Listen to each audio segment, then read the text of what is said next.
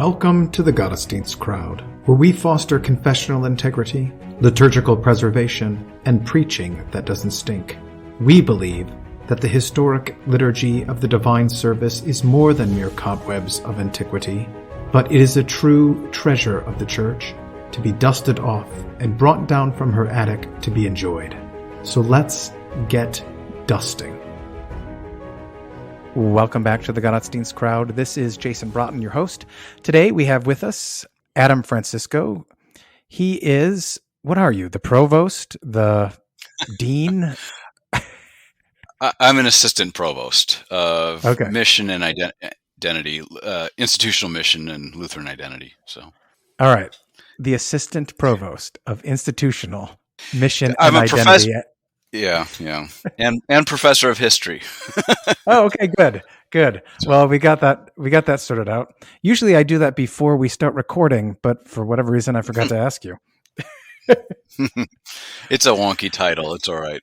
Yeah, and this is low budget, so you get what you pay for, guys. That's. Oh, do I get paid? No,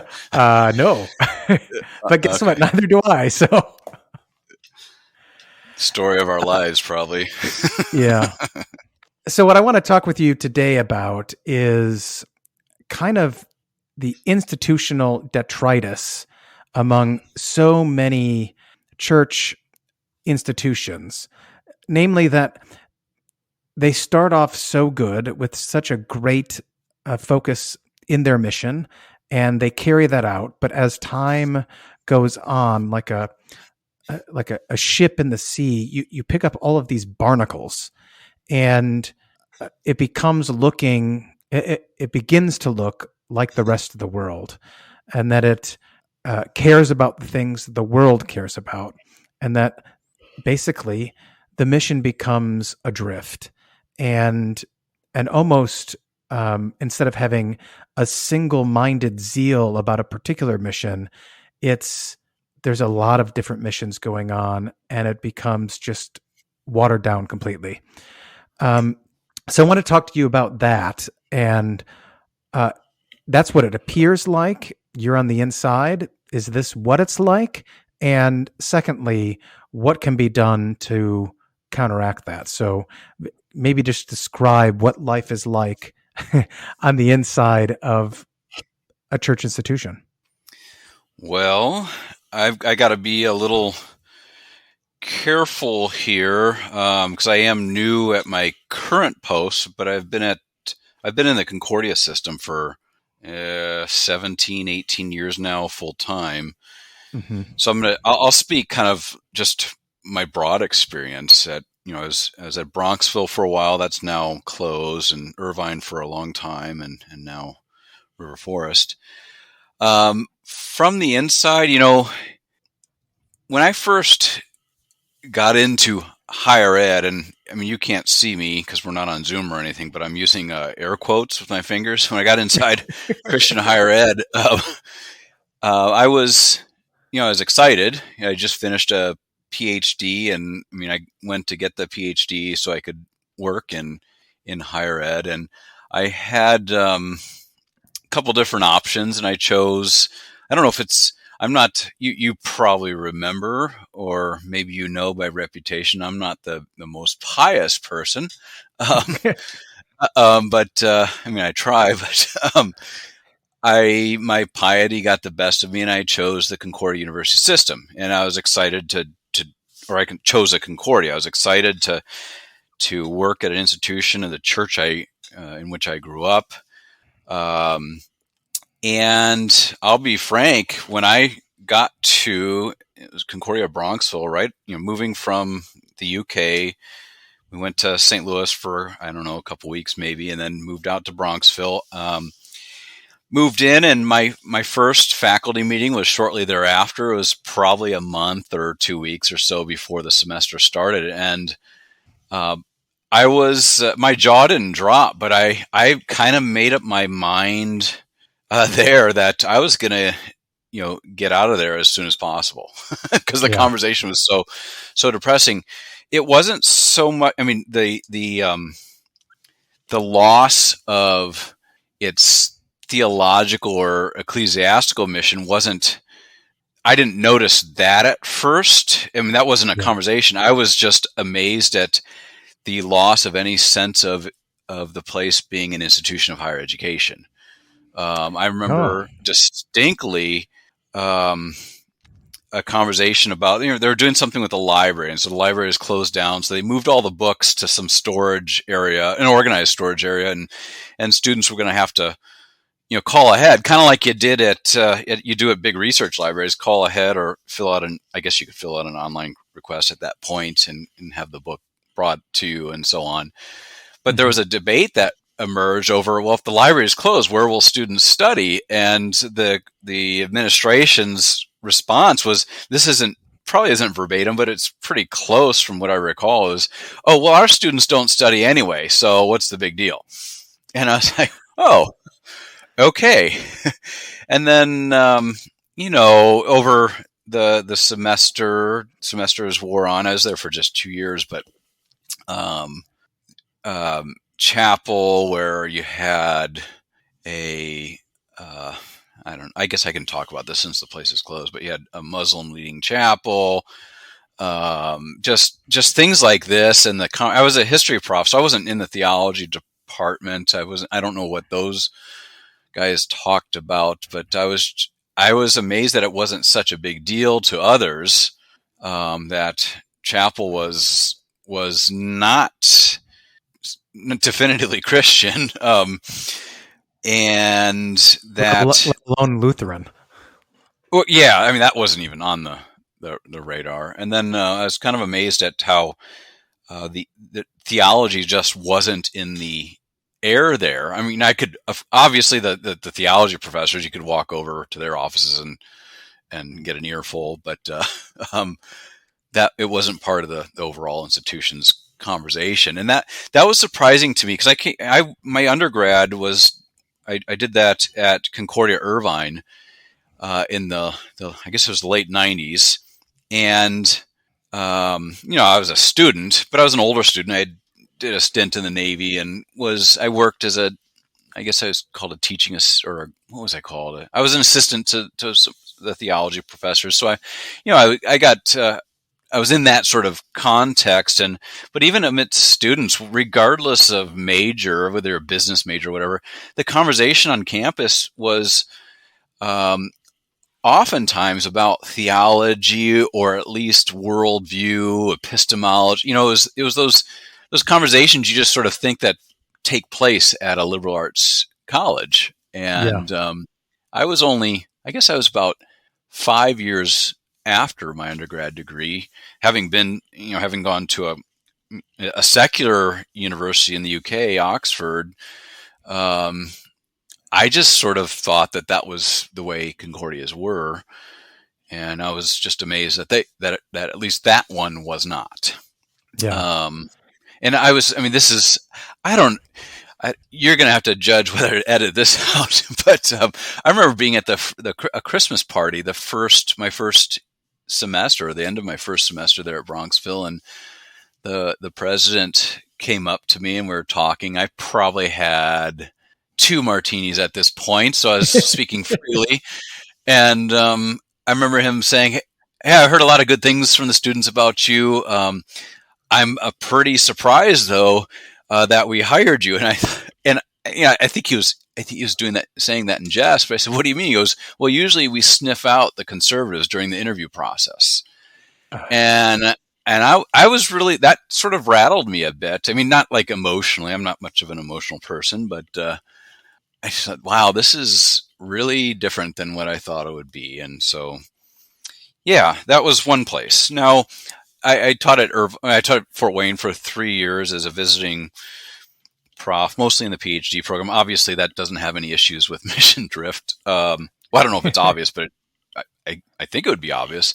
Then I went to Irvine, and Irvine was a great place. They still have they've got their challenges. They're located in Orange County. There's lots of, one of the things I've learned making the jump, making the jump to administration, is how difficult it is to be a Christian institution in a a state like California or now in Illinois. Yeah. Because, I mean, if you are not financially independent and independent in other ways, you do have to comply to all sorts of things. Mhm. And it, I think it can be done. I mean, Irvine pulls it off. River Forest, we're working at pulling it off, but you got to be careful. You got to be wise. You've got to be bold. Yeah. It's a difficult thing though. So get back to your original question though about what's it like from the inside. Irvine's a great place. Has I think a good reputation. They've got an outstanding theology faculty, an outstanding faculty in the College of Arts and Sciences. The conversation, at least as of I left 2 years ago now. The faculty there are, up until maybe 7 years ago, were 100% LCMS. And I remember being there when it went down to, I think it was it's 75% now. That's unheard of in the Concordia system. But they went down to 75%, but even so, you have a faculty that's still 100% Christian, and there it's mostly, the others are mostly evangelical Christians. Mm-hmm. And there's a lot of effort to work on establishing some sort of common ground amidst the faculty in terms of like a mere Christianity, if you will.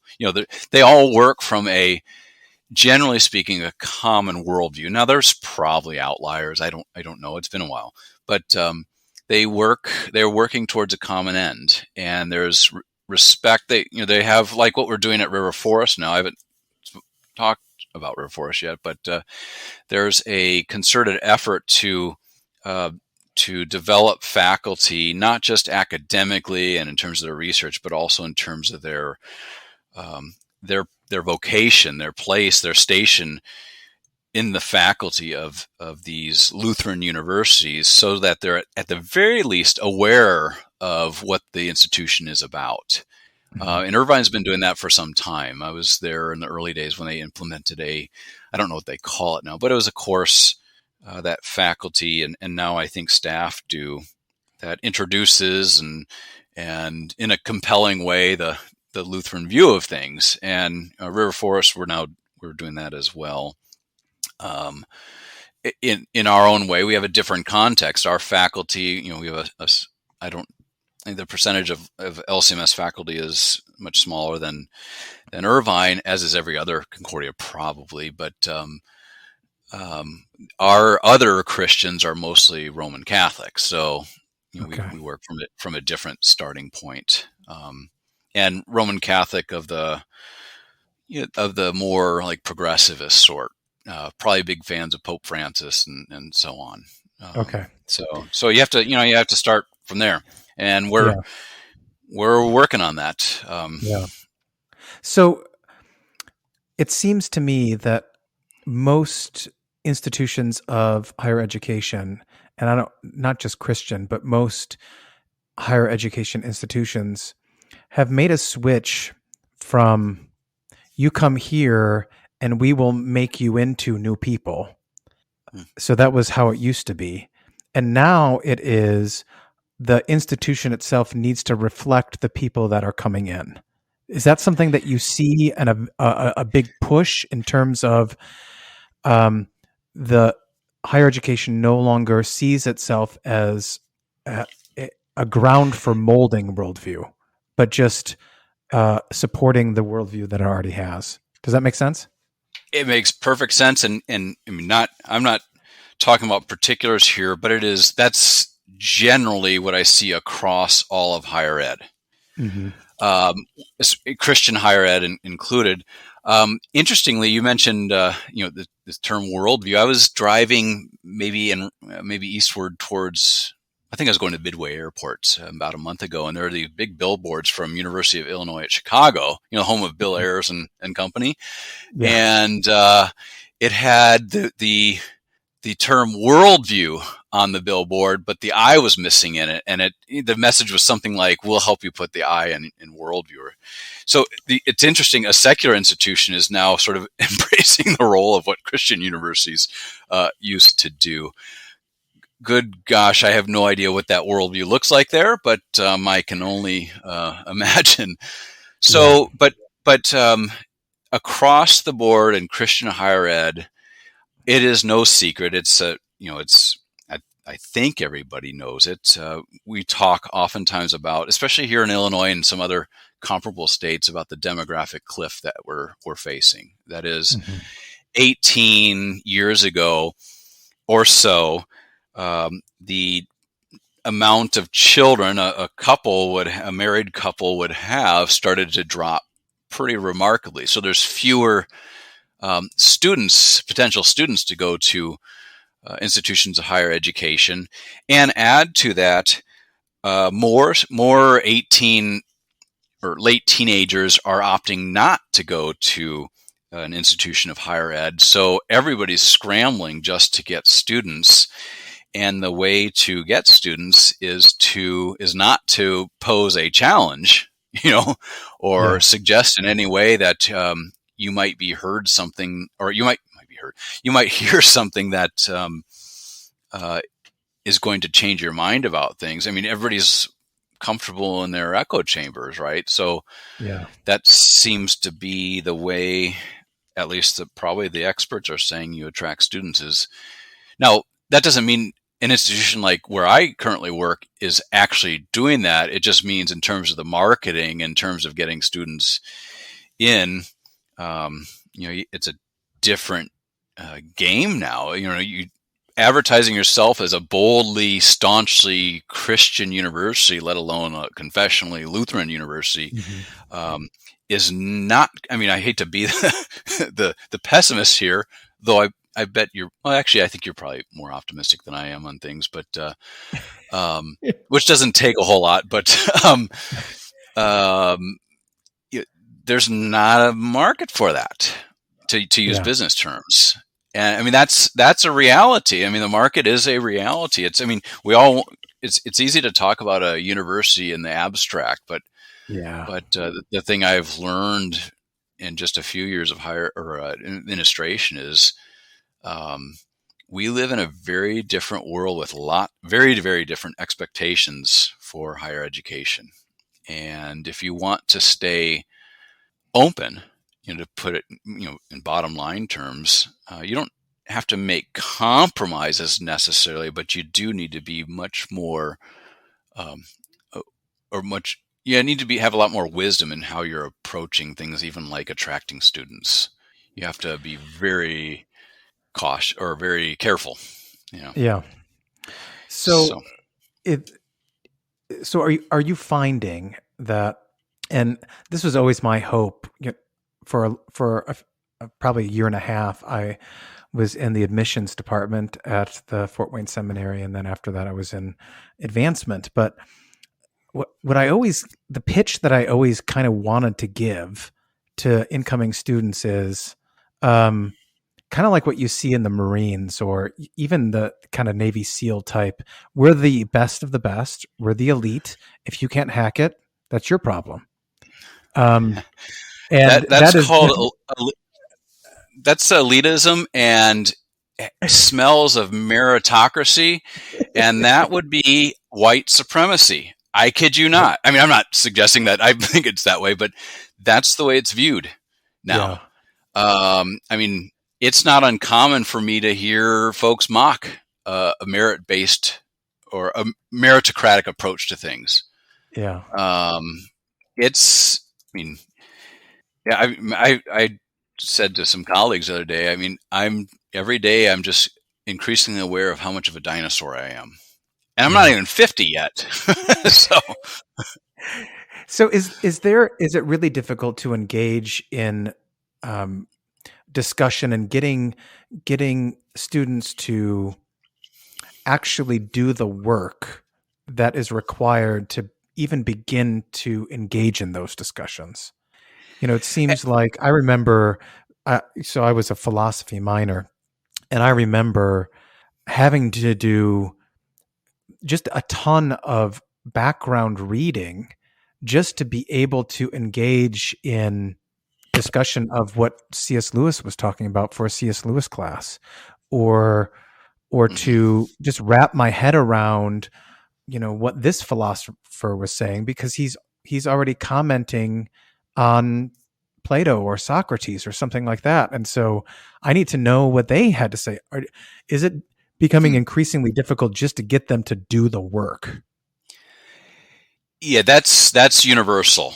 Yeah. Now there are anomalies. There are Hillsdales. There are, I assume, a student going into University of Chicago in their Great Books program or whatever it's called now has that background information. But if that's not part of high school, public high school education or even private high school education, why would you expect students to come in with that knowledge? Now, homeschoolers typically will come in with that. And I mean, to be fair, there are students, and probably a lot of them, who rise to the occasion when they get to a place like Concordia River Forest. At least they'll be challenged, and it's the good instructors will know where the challenge should be. Because it can't be every population they get is going to have a different background, and so if you have to be a little careful and wise in where your starting point is. Not because you're watering anything down. It's just, if you're an effective teacher, that's just what you do, right? But I haven't. Last course I taught was in the fall semester of this year, and it was just one course. It was on worldview, and I had to start in places that 10 years ago I would have never thought I'd started. Just defining terms like what is logic, what is epistemology, and those sorts of things. So you do have to do a lot more background sort of stuff. That's more of a criticism. Well, I don't know if it's a criticism. It's more a description of American culture, especially American educational culture. It's again, I'm a pessimist. I think it's really bad. Like I'm pretty sure you homeschool your kids, right? Am I right? Yep. Okay, so we homeschooled our kids, and purposely so. And my two oldest, though, are now at the local public high school. They wanted to experience that, and my oldest is a wrestler who enjoys getting beat up and beating other people up. So they to do that, you got to do that, right? So, and my daughter, who's the student, my son's just a wrestler and doesn't care so much about the academics. But my daughter's, she's a student. She is just amazed, and oftentimes expresses just irritation with how much mundane busy work there is.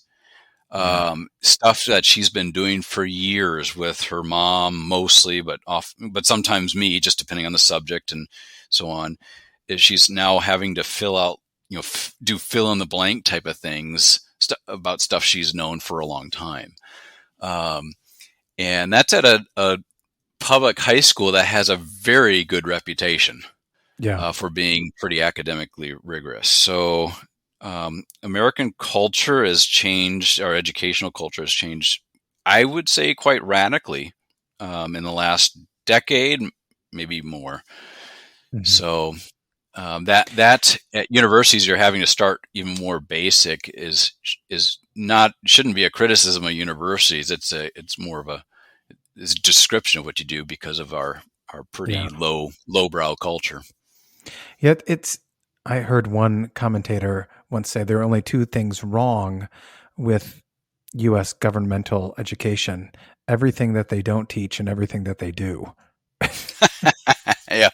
Well, yeah. I mean, I got to be a little careful. I'm just always amazed, though, at how eager and optimistic the champions of progressive education, the last century approach to education are. And I always want to ask, I never do because I got to be friendly and nice and so on. But if modern progressivist type of education is all it's cooked up to be, why does it suck everywhere? I mean, I don't. Am I allowed to say that on the air? But it really Yes, is. you are. It's so bad. So I don't know what to think. Well, if this is you being careful, I want to hear you when you're not. Sorry, listeners. No, it's great. So, all right.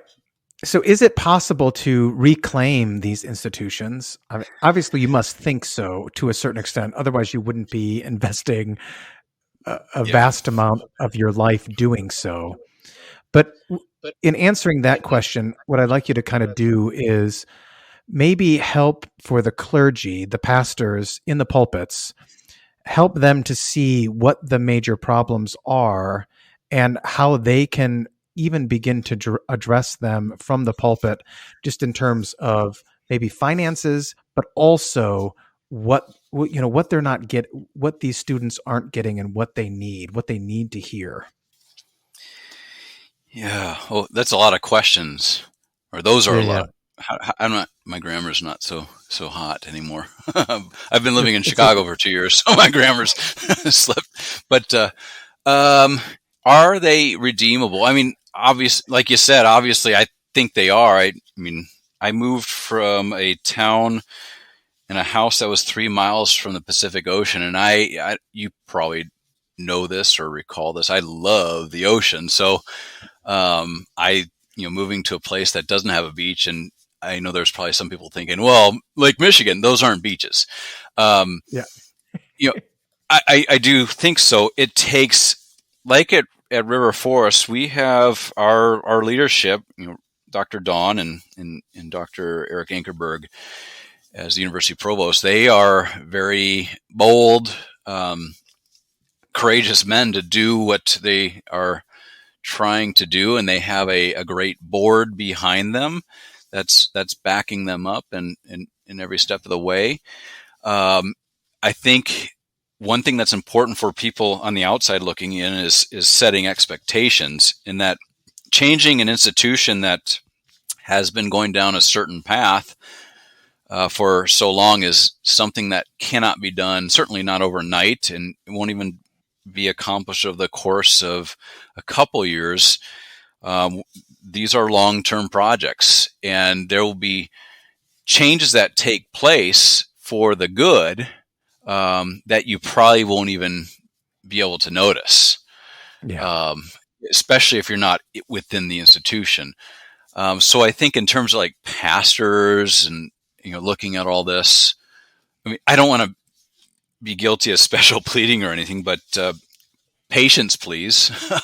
It's easy to see something and think it speaks for the whole institution or the whole system, speaking about the Concordia system, because it's become a social media sensation, or it's been recorded and put on YouTube or what have you. And I mean, there are these things that happen. We had something blow up, I guess it was about a month ago, maybe a little more, at River Forest, and probably your listeners know about it. That's just one little thing that's happened, and it was I can't speak to it really, but it's one thing. It's not the whole thing. There's a lot of great work being done at all our Concordias, and not just in theology departments, but across the colleges or departments in those institutions. And if these institutions are to be redeemed, as you framed it, or to be brought back to their original mission, or brought to a mission that's sort of been reinvigorated or maybe altered a bit to meet the contemporary context, these changes are going to happen slowly, incrementally, and they're going to largely go unnoticed. So now, for pastors with young people going off to colleges and universities, I mean, the obvious answer, the maybe it's like a Sunday school answer, is just obviously that they be grounded in the Christian faith. I don't oftentimes anymore, because I'm in administration, so I don't read or think anymore. But I do sometimes think that back when we first met, I was working on my dissertation on Luther and the Turks and Islam, right? And there's this piece where he writes, as he's anticipating the conquest of Germany by the Ottoman Empire and the subjugation of all of Germany's Christians under Islam in some way, shape, or form. So there's a sermon he delivers or writes and encourages pastors and all his readers for that new type of situation they might find themselves in. And he says there's two words of advice he gives. First is, to ground yourself firmly in the Christian faith. And the details he lays out are basically the details of the small catechism. But then the second component to that sermon is he gives, this is maybe a bit of an anachronistic word, but I don't think it's inaccurate. He gives advice, what we might call, to encourage Christians to not only learn the faith, but be able to defend the faith, a bit of apologetic advice, if you will, so that they might, if they find themselves a slave or a subject of the Ottoman Turks, they might, one, know how to think about the Christian faith in this radically different context that is hostile to the Christian faith, but also when the opportunity presented itself to present the Christian faith, to defend the Christian faith in the face of Islam.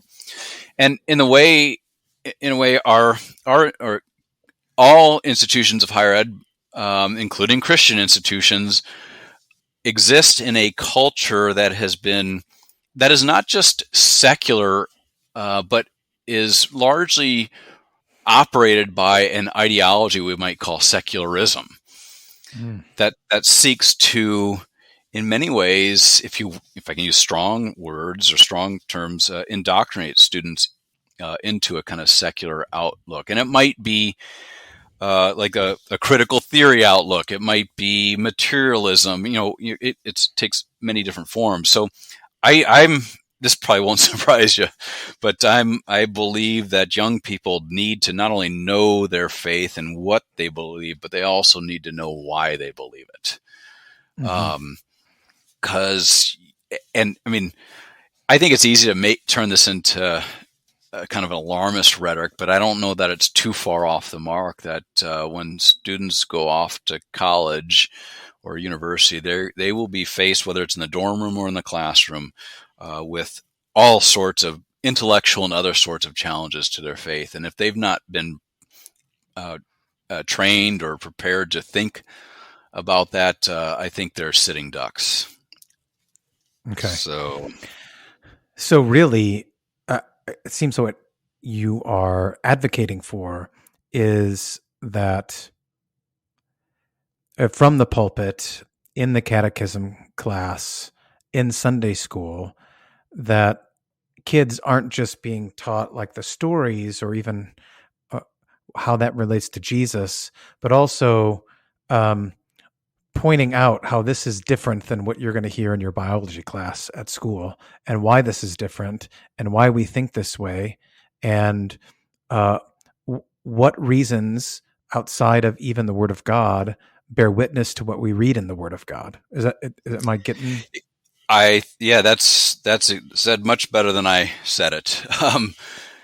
Absolutely. Now, and I think we also need to be a little, I don't know if cautious is the word here, but like, especially dealing with science, I don't know, and I'm probably going to get criticized for saying this. I don't know that jumping to some fundamentalist group, like one out of Northern Kentucky, for example, is necessarily the best curriculum for dealing with those sorts of things. We got to be careful in what we choose and how we present it, because you sit in a let's say it is a science classroom, and somebody's giving you all these facts, and you've not been trained to think factually about it, but you've been trained to think the way, like, I'm just going to say it, Answers in Genesis approach this thing is very much a presuppositional approach.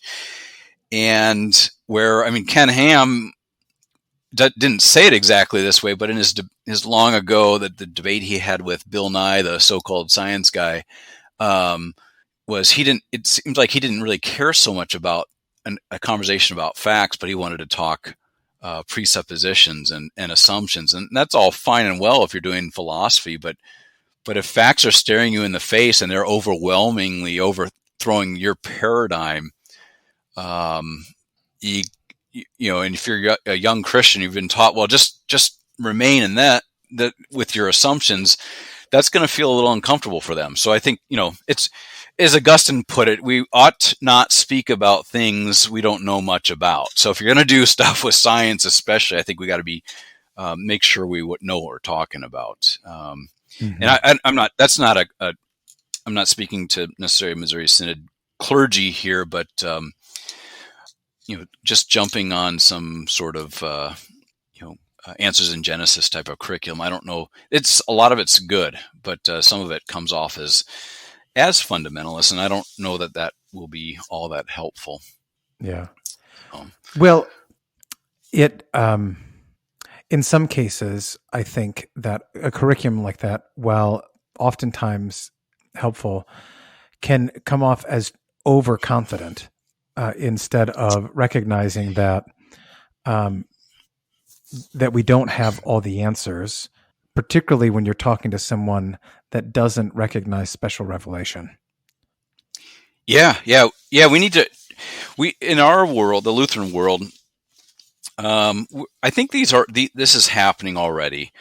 At least I've been sort of privy to a lot of really fruitful conversations about the role of natural law, natural theology, apologetics within a Lutheran framework. But it's oftentimes at a place like a seminary or at a university. I think, and maybe I'm wrong, please push back, but I think those sorts of things conversations need to take place even in the high school Bible study classroom.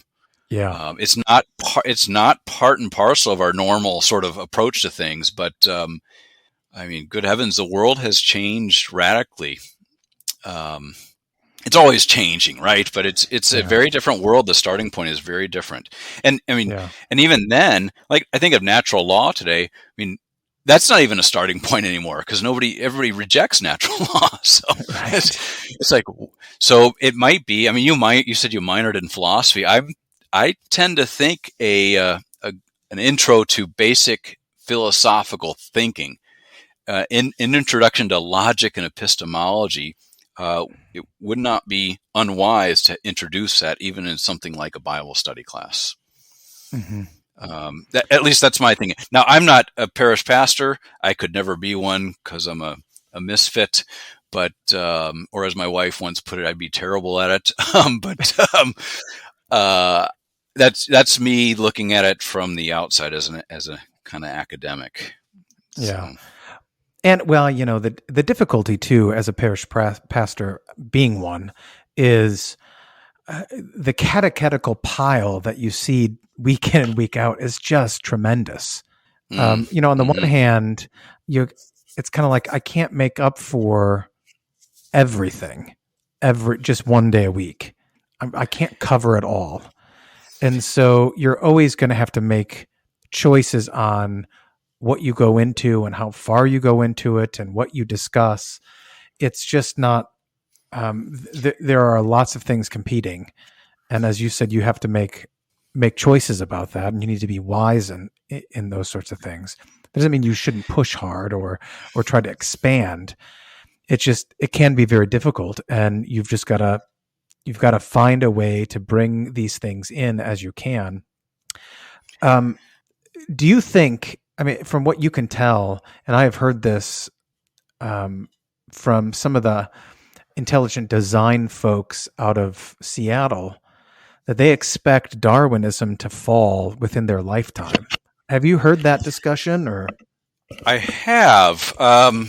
So maybe can I just throw out a bibliographic reference? Yeah, sure. Stephen Meyer's book, The Return of the God Hypothesis, is absolutely fascinating.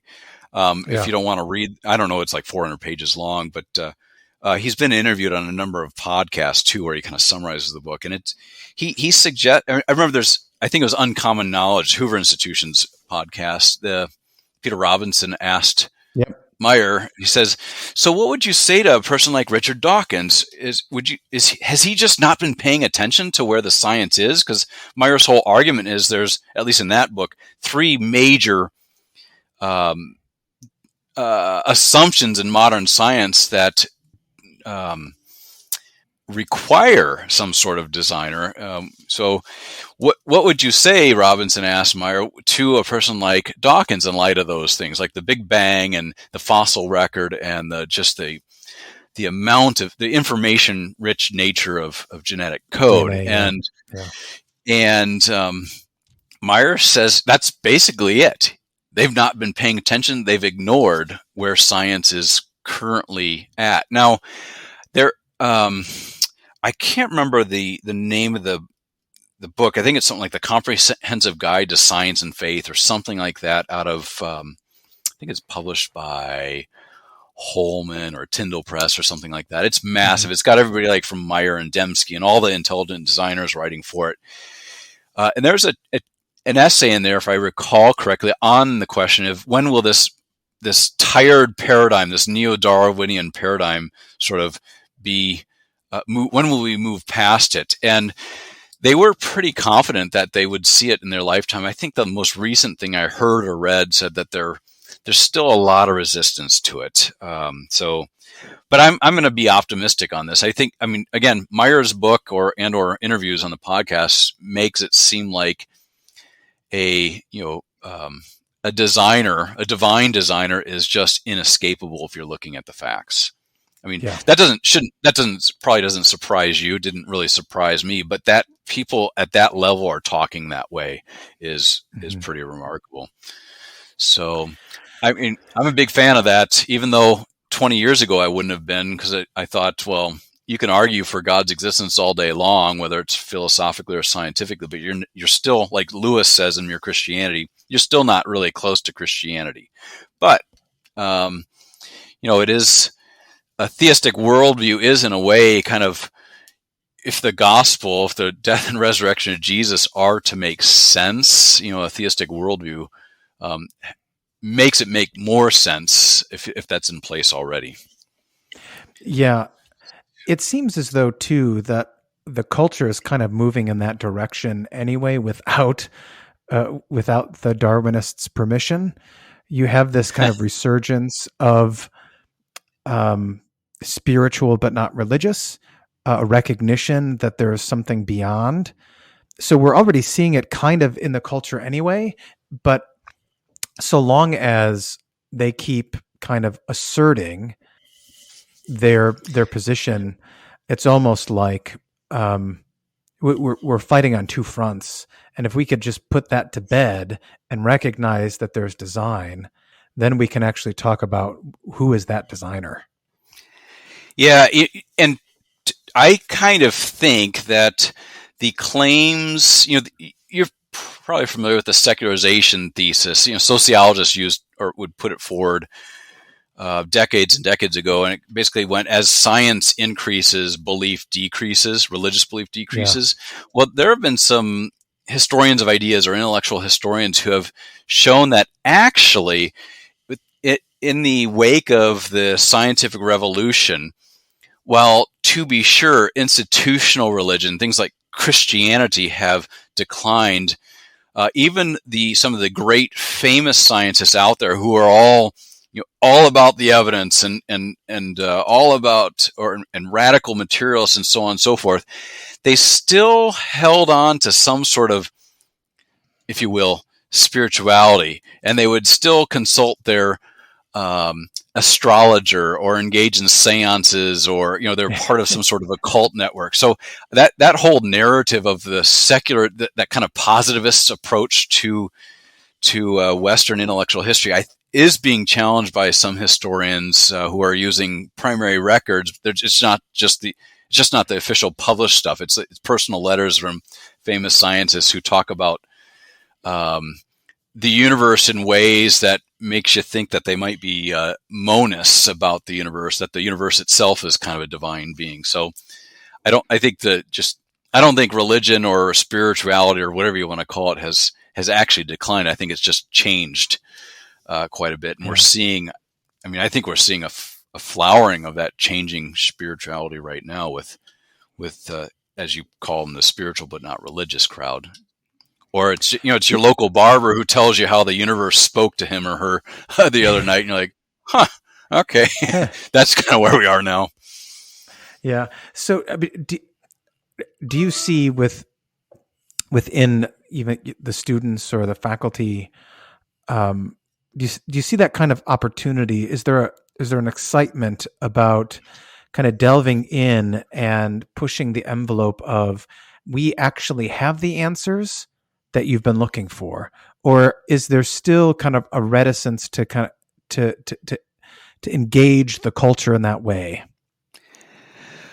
My experience, so I would say my experience, but also what I've observed both at Concordia Irvine and now at River Forest is actually there is a pretty there's a groundswell of faculty who are, and again, not just theology faculty, but Christian faculty, whether they're Lutheran, Missouri Synod, or evangelical, or what have you, who recognize that they actually have a opportunity to give an answer, if you will, to those students who have questions of a spiritual religious sort. And it is being done. It's being done in very non-traditional ways.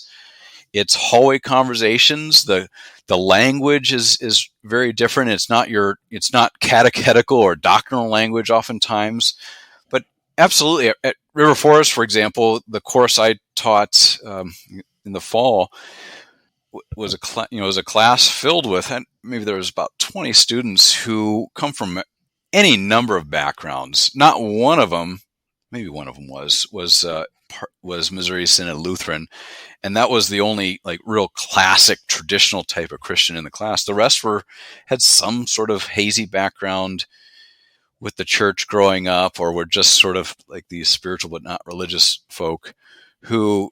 And we did it. It was a course on worldview. We were using Jim Sire's book, The Universe Next Door, and the conversations we had were fascinating. They were interested. It was quite, to use kind of emotive language here, quite exciting for me to see them be so interested. But the approach I took was it seemed much more like philosophical theology than it was any sort of doctrinal theology. It wasn't a doctrine course anyway, but because our tradition, our typical doctrine and the way we all teach Christianity really doesn't make sense to a whole to young people. They just don't use the words we would traditionally use, or if we do use the same words, the definition is different. We have the same vocabulary maybe, but our dictionary is different. So those, and that's the great opportunity a place like Concordia River Forest has, is a student population that has for whatever reason chosen Concordia, and more often than not they choose it because it is a Christian university. We have a golden opportunity to of course with our LCMS population to reinforce to the traditional Christian faith, but also for those who don't have any background in even in like English courses or history courses to promote the Christian worldview. So that's why I have not lost hope in Christian higher ed. I think I'm looking at it from the outside. If I can kind of hypothetically put myself on the outside, even though I am an insider, it looks awful. It looks like, learning a trade would be a much better deal. And if you're wired that way and that's what you want to do, that's what you ought to do. But if you're still thinking for yourself or for your kids that a college or university education is what that you want, or what you think your kids want, a place like Concordia is still a great place to go, because there's going to be, of course, like any university is going to have its things, but there's still going to be a solid group of confessing Christians at River Forest, confessing Lutherans who are going to teach and hand down the faith once delivered to the saints. Yeah. I would think that I have a couple boys that are, I think at this point, more interested in working with their hands than only with their minds.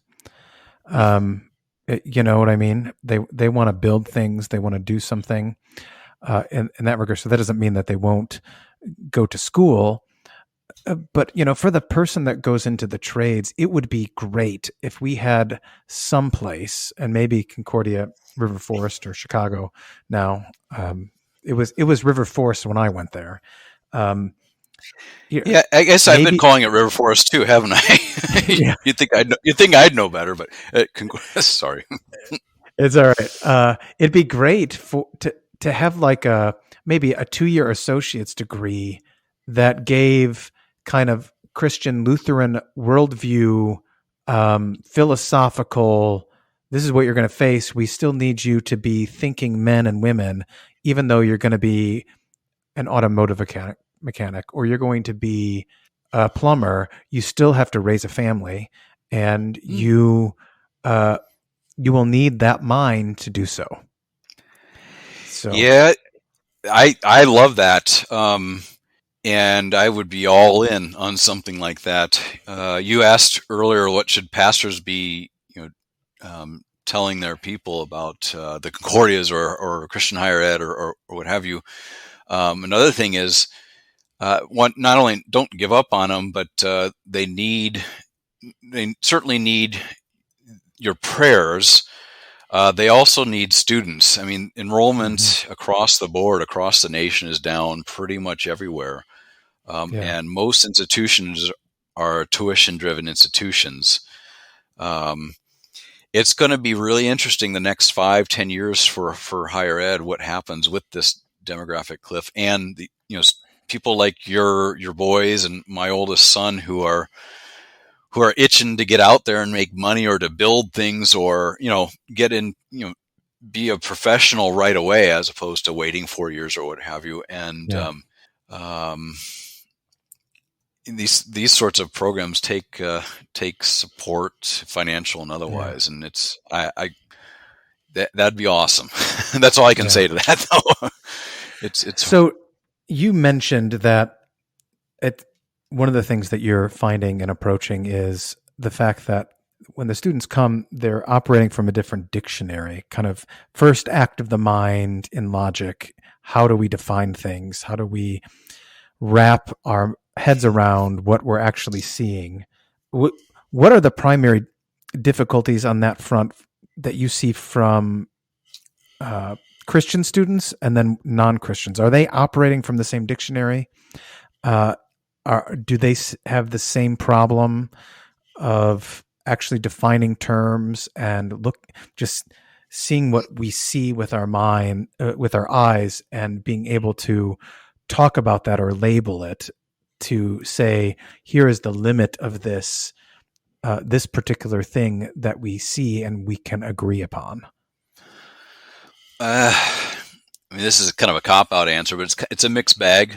I mean, a lot of it, I think really depends where I think this might be obvious. It depends where the students coming. Did they, what kind of high school education did they get? Have they read some of the great texts? Have they actually done a course in logic, or have they ever even been taught logical fallacies? There are still those students who come, at least to Concordia Chicago in River Forest. There's a lot of them who are working with the same vocabulary and same dictionary. But then there's also a lot who aren't. And the interesting thing there is, I'm going to sound like Zig Ziglar maybe here, or some motivational speaker. There's a great opportunity there to find that happy medium and teach from there. There's also a great opportunity in and without sounding too authoritarian, I guess, about it, but to instruct students that you may have heard this, but there's another way of thinking about it, or there's another way of defining it. So in many ways, I think the best professors at institutions of higher ed, Christian institutions of higher ed, will be those who, in a way, a metaphorical or analogous way, are acting as deprogrammers. The old you're a bit younger than me, but the story of deprogrammers from like the 70s and 80s who would, parents would hire out these guys and gals, I guess. Got to be equitable here, to basically take a kid who had been indoctrinated into a cult, and they literally kidnap the kid and put him in a hotel for a couple days and have to deprogram them, to expose them to all the falsehoods over and over again that they had heard or bought into until they had were able to change their mind. Now, I'm not advocating, just for the public record, kidnapping or anything like that. I'm not suggesting that Christian higher ed is sort of a bait and switch or anything like that. But the best professors, I think, will be those who are wise in that they know the culture their students coming from and are able to use that as a springboard, if you will, to to change their mind, as they strive for that sort of old traditional telos of shaping their mind and such that their worldview is a Christian worldview, as opposed to some sort of cabal of materialism and critical theory and whatever else might be out there. Yeah. But we face a monumental task. I know there are other generations have approached or had to face tasks like this, but our world has, it's no secret, our world has changed very quickly, and it's continuing to change very quickly, such that, you think about just the gender stuff and all that, and it's hard to stay on top of it. But that's the best Christian professors and dare I say maybe pastors as catechists or pastors and catechists will be those who are able to do that. Yeah. The sense is that, at least among my clergy friends, is that, the past 5 years, while it has been difficult and eye-opening, it is kind of the most exciting time that a lot of my older pastor friends have had in their entire ministry, in terms of the people who are in church are more engaged than they ever were, because they're finally seeing kind of the man behind the curtain, so to speak. They're finally seeing what's really going on, and that things are really going weird. Yeah, interesting. Yeah. Well, in a way, it's almost like pastors, and I would say just Christians generally, are in a foreign world, such that they're operating increasingly more like missionaries did in actual geographically foreign worlds in decades past. I don't know how much more time we have, but there's a great book that, he was no Lutheran, but Leslie Newbing in Gospel to the Greeks, or Foolishness to the Greeks, he talks about how he left the UK. I don't know what decade it was in, but he was in India for 40 years, surrounded by, sort of like a pantheism and monism all put together. And he got back off the mission field 40 years or so later, and he went back to an England that had changed radically to being, I think he calls it practically atheist. And so he talked about how now the Christian in this historically Christian country is actually more like a missionary than just somebody who, I don't mean just, but somebody who just sits on the pew on Sunday. Yeah. So that might be the task of our time. Yeah. What's your sense, just in terms of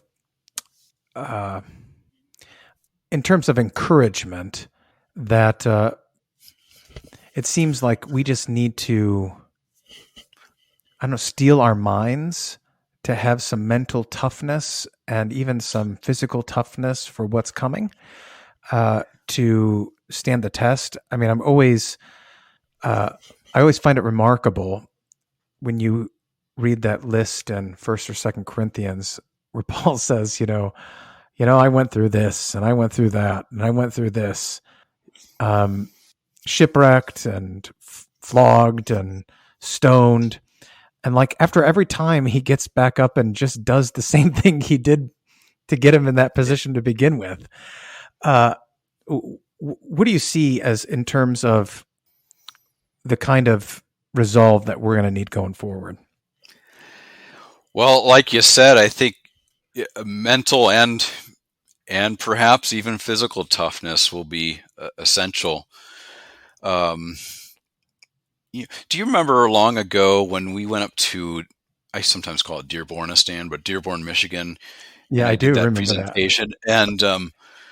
And not everybody needs to nor should do something like that, standing in front of a room full of Muslims making I don't even remember what I was doing there, but I think I was making a case for the gospel, right?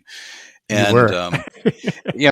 You do that a couple times, it eventually and it doesn't have to be something like that, high profile or intense like that, but the more you practice speaking the gospel in our culture, the more habitual it becomes. But to do that, you do need to kind of know what you're talking about. So again, I don't know if this is again, but it's essential that we take every opportunity we get, and I'm kind of speaking to laity here, to learn the faith and learn the faith well. And, that means, obviously church on Sunday, but everything else your church and your pastor is offering in terms of Christian education, whether it's Bible class on Sunday or the Wednesday night book group or whatever you do is of the essence. Because while it might seem like some sort of intellectual exercise of some sort or another, it will strengthen and sharpen your mind, especially the more you do it, and the more you face and think about the adversities that are all around us. So I've been very fortunate the last whatever it's been 17, 18 years since coming back from the UK, always finding outstanding Lutheran churches to go where the pastors not only are great pastors but also have been very good at facilitating educational opportunities where your mind is stretched and challenged such that you're able to think through the tough issues of the day. So I'm very thankful for pastors who have been there for my family and me, but also for the pastors out there elsewhere that do it. I suspect you're one of them. Well, I hope I aim to be. Let's put it that way. Thanks for your time, Adam. It's always a pleasure to chat with you, and hopefully we can have you on again when you guys have totally taken over the Concordia University system and it's all hardcore Lutheran. Well, okay. we probably will be very old when that happens, but maybe it'll happen soon. Yeah, well, we can pray. The Lord hears our prayers. Sounds good. Keep doing the great work you're doing, and you got lots of us in your corner. Not only praying for you, but if you need any other help, just give us a call. Well, thank you very much. All right, take care.